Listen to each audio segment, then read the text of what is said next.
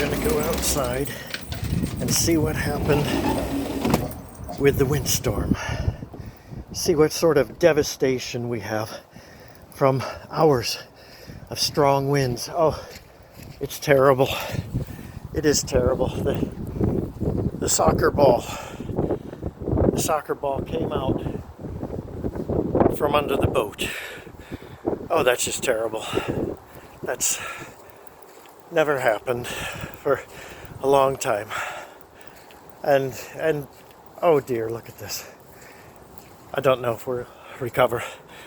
The wood stakes that go around the garden and around the rose bushes in the winter to keep the animals from savaging the plants. They've fallen down on one side. This could take some time for recovery.